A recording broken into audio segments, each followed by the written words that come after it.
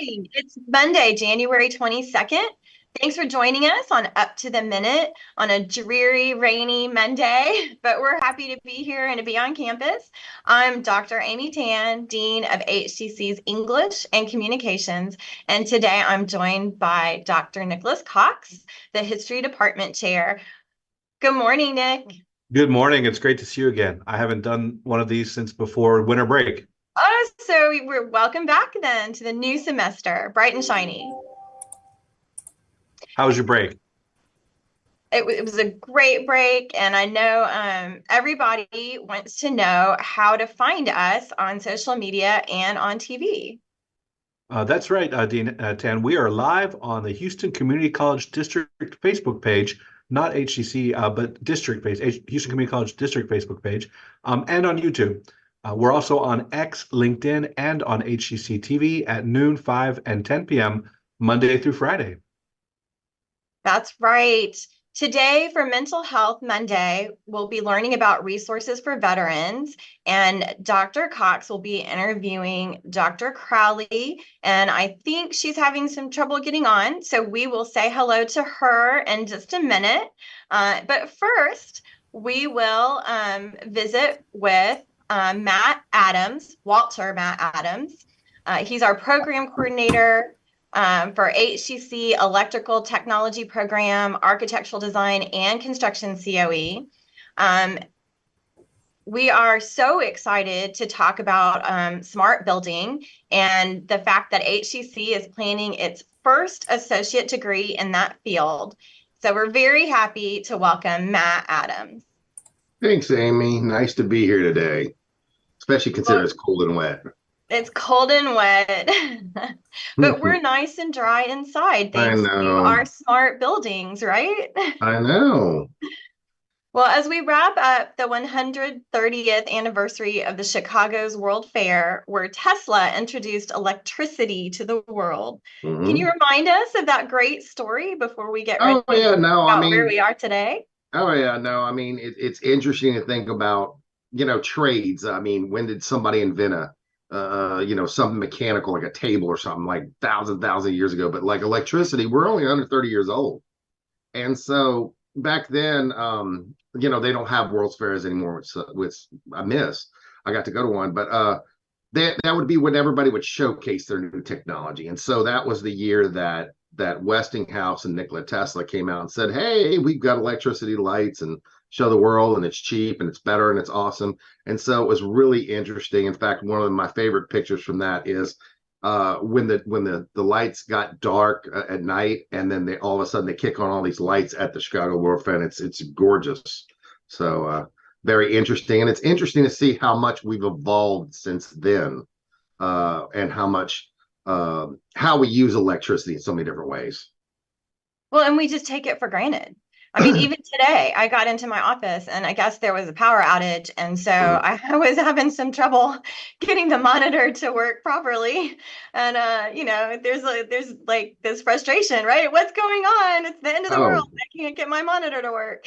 Oh, yeah. I actually tell that joke to the students all the time. I said, electricians rule the world. And if anybody disagrees, we'll just cut their power off. It's effective. Pretty much. Well, but now when we think of Tesla, the first thing that comes to mind is an EV car with his name on it. Oh, but yeah. He's responsible for some other things too, right? Who, Tesla? Oh, man, that guy invented all kinds of weird stuff. A death ray. He gave us the first usable X-ray, neon lights. So we have, we can light our beer signs and eat at Joe's. I mean, his contributions to the world and so many other people back then too that were in electricity. It's just, we're still feeling it today. And so his name, his legacy, we have his name on batteries, grid systems, energy management systems. And so his legacy lives on. Well, what is going on in the electrical technology program at HCC these days? Well, first off, the one thing you can't get so caught up is in the science fiction. Sometimes you have to stay grounded in reality. And so we always have our meat and potato fields, residential wiring, commercial wiring. for my lifetime, it's not going anywhere, and for some of these young people, it's not going anywhere. It just may change in the way that we use electricity. So, we're constantly training students in meat and potato trades. Here's what people need. Here you can get a job and you can make a good living. So we're doing that. We've dabbled. I don't want to say dabbled. We're full-fledged in solar for the last 3, 4, 5 years or something like that. And so that's really starting to come in its own.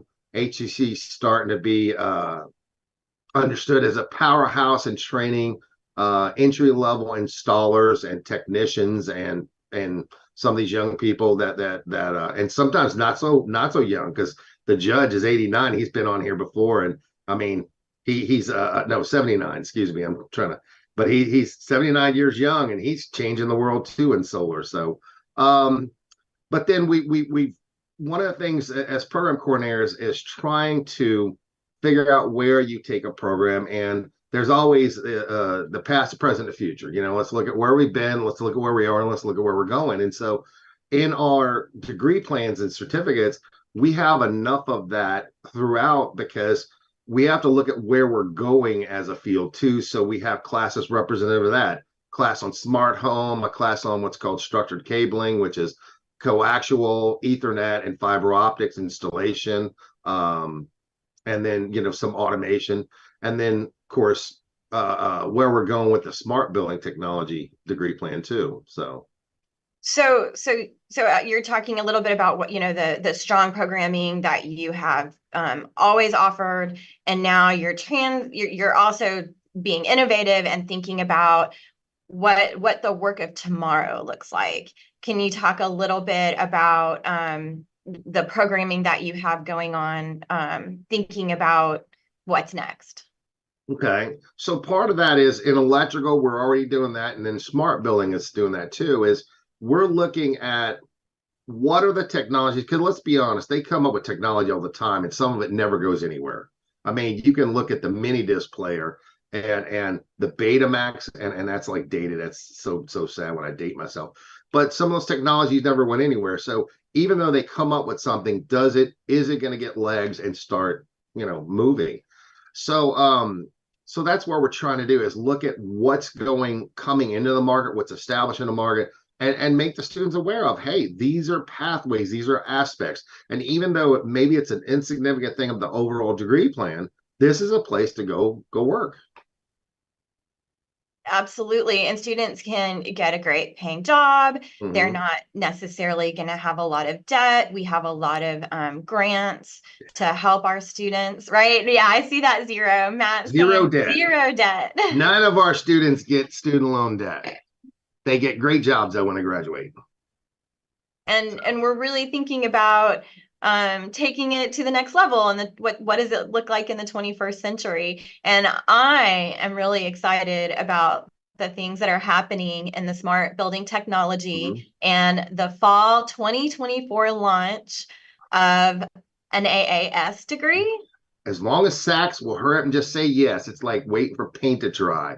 But yes, all things being equal, we are planning on launching for the fall. In fact, I met with a vendor on Friday that we use their technology already at school, so they're very excited about that.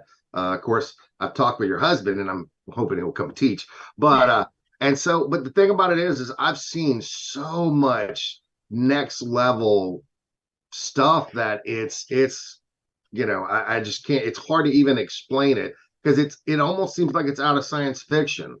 I like reading Jules Verne and all this old H.G. Wells and stuff, all this old classic science fiction, and yet they were spot on some stuff. And so when you look at that, bringing it off a page and bringing it into reality to some degree, it's kind of interesting and a trippy in a weird sort of way. But now our smart building program, I mean, there's people not even just in the state of Texas, but globally that are watching this thing as it's evolving, because that's 2.5 years of my life, and are waiting for this to launch, because they recognize this is a huge source of training that we need to be providing for students to go out and work in these different industries that are represented. And you got a huge support of equipment Hmm. Yeah, so Residio, it was great through all my endeavors of meeting people. I met a company called Residio, which is basically Honeywell Home, and everybody knows Honeywell. And so through that, they donated over $25,000 worth of security equipment in kind through the foundation for us to start teaching security systems, which is going to be great because sometimes it's kind of hard to get equipment and money for things. But no, I mean the overwhelming generosity of the low voltage industry is incredible. I mean, how much they want to see this succeed, and they're willing to say, "Hey, what do you need? You need teachers? We got it. You need equipment? You need this." I mean, boom. I mean, that kind of collaboration and partnership with industry, that is what Houston Community College does. And you're leading the way, Matt. And I'm so proud of what's happening in this area and all the work that you've done. So I want to thank you so much for coming on and talking to us about it. Well, thank you. It was great being on today. So everybody stay warm. That's right. Stay warm and dry. And that's Okay. Walter Matt Adams, Program Coordinator, HCC Electrical Technology Program of the Architectural Design and Construction COE. And we're going to have all the information in our post after the show. So anybody who wants to find out more and how to sign up, you just go straight to our post. Okay. Thanks. Have a good day. You too. Nick, I know you have an exciting guest for us. That's right. Thank you. Thank you. Let me welcome to the show for Mental Health Monday, Dr. Quindola Crowley. Dr. Crowley, welcome to the show. If you could unmute your mic for us. Good morning, and thank you for having me. Look forward to this discussion about taking care of our veterans here over at the VA. No, that's wonderful. I understand you are the Chief of Social Work Services for the Michael E. DeBakey Veterans Affairs Medical Center and our Mental Health Monday guest. Your staff facilitates veteran outreach, resources, and education. Let's begin with you just telling us, how do you help house veterans in need? Oh, well, that is a really good question. That we have a very large service that really touches the veteran everywhere on the continuum of care. And one of those areas is our homeless continuum program. They house veterans. They work with the city of Houston and Harris County Housing Authority. They work very closely with each of those agencies and the Houston Housing Coalition to assist with those vouchers that come down from the federal government. So we work with those. We case manage those veterans that receive those vouchers, similar to the Section 8 vouchers that you're aware of. So when they get those vouchers, they're able to actually secure permanent housing. And so our case managers then work with that veteran so that they can sustain that housing. And not only do they provide that assistance with acquiring the housing, they also provide wraparound services. So that means they ensure that the veteran is getting food and all of the needs that they have to sustain and maintain housing, but also ensuring that they're getting their medical care that's needed and any mental health care that's needed. Oh, that's wonderful. I mean, I've seen nationally that homelessness has become an increasing problem in major cities, but in Houston, it seems like we're making real progress and heading in the other direction, contra the national trends. And it sounds to me like you guys are really contributing to that citywide effort as well. We've done a really good job of meeting some really lofty goals in housing our veterans. So every time we set some goals and measures to meet with regards to housing veterans that are homeless within the city of Houston and the surrounding counties, we've done that. As a matter of fact, we met those goals recently at 148%. So the Secretary of VA set some goals for us throughout the country, and we met that pretty high. So we could try to maintain this kind of standing zero of housing veterans. And so, of course, someone's always coming in. It's not it's a moving target. So we have folks that are always moving to the Houston area. This is a very welcoming area, but it still invites veterans. Well, Dr. Crowley, I think we might have lost you there real quick. I'm uncertain if you can hear me, but if so, let me pivot to a second question. The homeless are not the only vulnerable population in Houston. I understand you guys do a lot to assist with intimate partner violence. Is that right? That is correct. So I know I'm frozen, but I don't know if you can hear me. So if I you can can hear you. Yeah. Okay. Yes, we do have a program for intimate partner violence. And what we do is we work with our veterans and caregivers that experience intimate partner violence. We ensure that those 1 in 3 women and then men that are 1 in 4 that experience intimate partner violence are receive services. We also work with them to ensure that the perpetrators of violence are receiving the services to help um, provide them other coping mechanisms, ways that they can address managing that behavior, to reduce that violence, reduce and help maintain those relationships.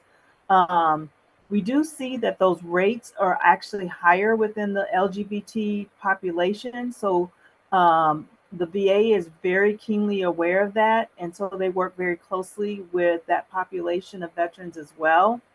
Um, that treatment we call the groups that we do strength at home, and then we have the rise, which is recovering from IPV through strength and empowerment. And that strength at home is an evidence-based group treatment for veterans who use aggression in their intimate relationships. And so this treatment is developed specifically for veterans, taking into account the trauma that they've experienced. And so it's a trauma informed treatment for veterans and their partners or caregivers who experience IPV. So it's an individualized treatment, and we empower them, empowers the individuals to make their own decisions and increases their confidence, helps them to cope with the difficult challenges and events in their life. So we're very attuned to the veterans' needs in that way. Well, thank you. One of the questions that we certainly wanted to ask is that, January is National Slavery and Human Trafficking Prevention Month. Would you talk a little bit about how the VA helps combat human trafficking? Well, I'm glad you asked that question because that is actually on the radar for the VA. Human trafficking, of course, is a public health concern, but it's also a concern for the Department of Veterans Affairs. We recognize that there is a need within our veteran population, with Houston being one of the 6 sites across the country that was selected by the VA to as a pilot. They picked several of the large countries, not countries, several large cities rather, Chicago, Houston, and a couple of others. But in our area, Houston is one of the largest trafficking areas with approximately 20,000 female veterans in this area that are enrolled in the VA. We found that we have a number of veterans that are actually experiencing human trafficking. And so we've done a lot of training. Since this pilot was launched last June, we've trained over 3,500 staff to recognize the trafficking signs of human trafficking, to be able to address that and ensure that we can provide the resources and address those. We've actually addressed about 7, made 7 referrals so far since we started this. So we know that it's happening, and we know that it's happening with our veteran population, whether it's a veteran or a family member or a caregiver. No, Houston is, as you mentioned, a global city and one of the 3 or 4 largest in the country. So we always hear about law enforcement, healthcare, social workers trying to combat human trafficking. But it's interesting to hear about the overlap between the veterans community and that vulnerable population with this issue. So Dr. Crowley, I have one last question, and if you could just give me just a quick 1 minute answer because we're almost out of time. Tell us a little bit about caregiver support. So our caregiver support program has expanded over the last few years, but it's designed to provide caregivers with the resources and the support they need to take care of the veterans. That's pretty much it in a nutshell. So these Uh, would be caregivers that are employees or family members not employed by the VA, just people that are extending what you do to veterans in other areas of their lives? So it could be a family member specifically that is caring for a very needy veteran who's unable to practice their own daily living needs. You know, they need help putting on their clothes, they need help doing pretty much everything, or they may have some behavior issues that require them to have someone watch and care for them for their safety. So that might be a paid caregiver that's there 24/7 watching over them, a spouse or a mother, or a sister, husband. And then you have those other caregivers that aren't paid caregivers but do provide care, but are given lots of resources to assist them in providing that care. All right. Well, thank you very much. I appreciate learning more about what programs the social work office at the Veterans Affairs does. And as always, out there, anybody who's listening, if you have anything concerning veterans and they need support or help, dial 988. Dr. Crowley, thank you. Dr. Crowley is the Chief of Social Work Services for the Michael E. DeBakey Veteran Affairs Medical Center and our Mental Health Monday guest. We'll have more information about everything you talked about today on the notes after our show. Thank you. Thank you for having me. Have a great day.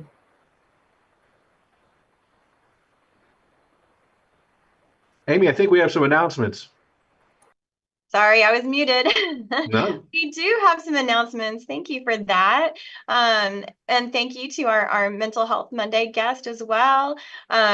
We are going to have some welcome back bingo at Coleman. Join Coleman Student Life for a fun game of virtual bingo to welcome students back to classes. That's going to be 6 to 7 p.m. on Thursday, January 25th, and it's going to be virtual, so anyone can join in. Be sure to check the post after the show for more information. And we also have a drama open call. That's right. There is a student's chance to shine. Students interested in showcasing their talents on stage or backstage for HCC dramas productions at Central, Southwest, and Northwest can attend this open call. It's for any and all HCC students and no experience is necessary. That'll be Tuesday, January 30th from 7:30 to 9:30 p.m. at the HCC Southwest Fine Arts Center at the Stafford campus. Check our post after the show for more information. Well, and this is a topic that's near and dear to my heart, Jump Rope for Heart. There's a jump challenge, and our own HCC students will compete in friendly jump rope challenges for small prizes. That's going to be 11 a.m. to 1:30 p.m. on Tuesday, January 30th at the Northline campus.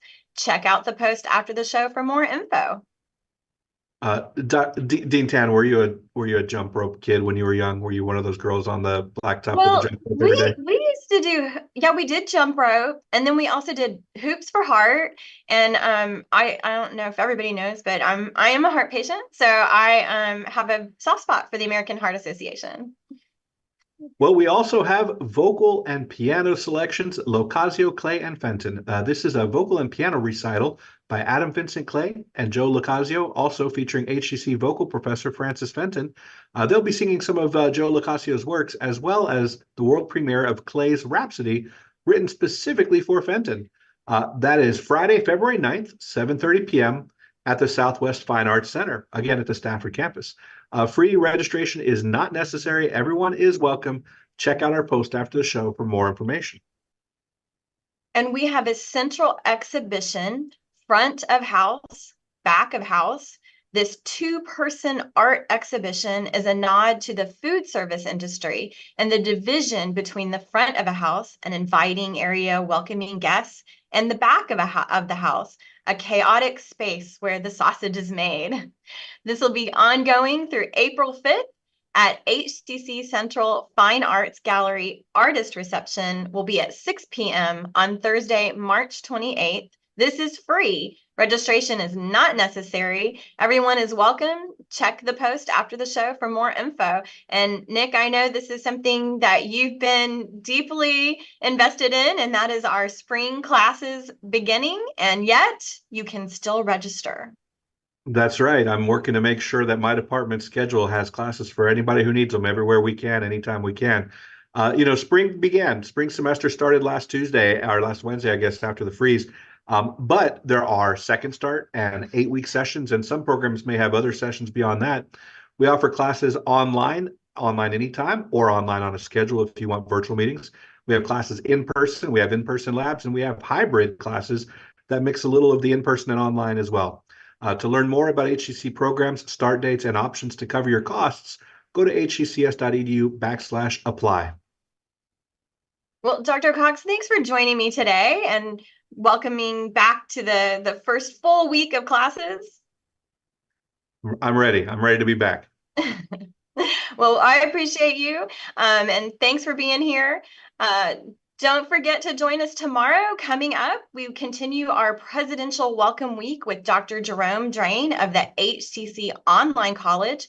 And for Tasty Tuesday, we'll welcome BB's Tex Orleans, who will talk about crawfish season. Thank you for joining us, and we'll see you next time.